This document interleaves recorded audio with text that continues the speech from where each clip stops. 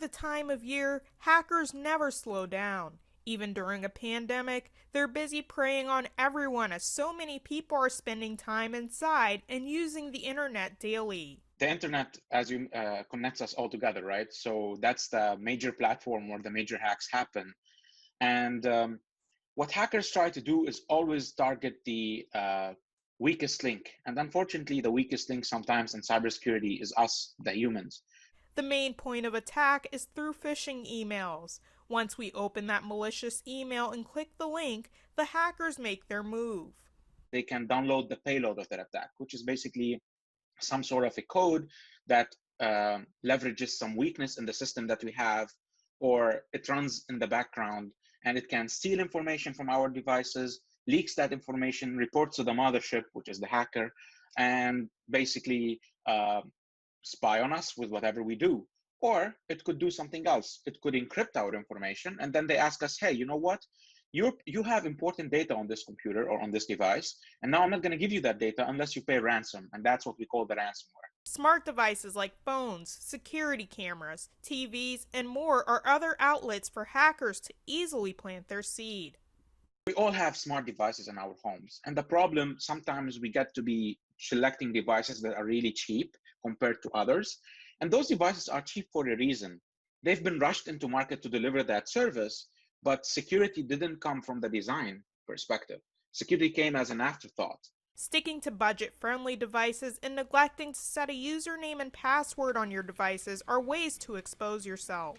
What hackers can do now is scan the internet with easy tools that are available everywhere, also free tools. Scan the internet for those devices, find them open, and then they can try to ping those devices, gain access to those devices. From those devices, now they are in your network. And once they are in your network, they can see anything in your network. After gaining access, hackers can take control of your devices to trick you and others. When it comes to using these devices every day, there are ways to ensure our safety. You can, of course, follow traditional security hygiene, which is basically update your antivirus, keep your operating systems updated, whether it's a Windows or an Apple macOS device, right? Or a Linux. With phishing emails, there are some cues you can look for to save yourself. Any sense of urgency, any cues like that, any grammatical mistakes, this means that this email is suspect. You can also verify by calling the source of the email to confirm its credibility. When it comes to your smart device, as excited as you may be to use it, take your time and go through the proper steps to stay protected. Once you buy smart devices, do not keep the default configuration. Reconfigure them yourself with a username and password and make sure there is encryption.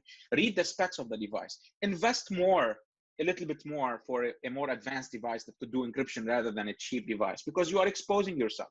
When using a public network or working remotely, use a virtual private network, also known as VPN. You shouldn't check things like bank account information when using a public network or device. I would say use a virtual private network, which basically encrypts everything between your device and your company so that whatever data you're transferring, it's encrypted and secure. Finally, when it comes to passwords, be unique. I would say the best advice is to have a sophisticated, complex password in the sense where it is a long phrase of password that is unique enough for you only, and you do not share it with any other account, just for you. Password management applications are recommended for this. I highly recommend using password management applications. Why? Because you only memorize one master password that you can make it as sophisticated as you can.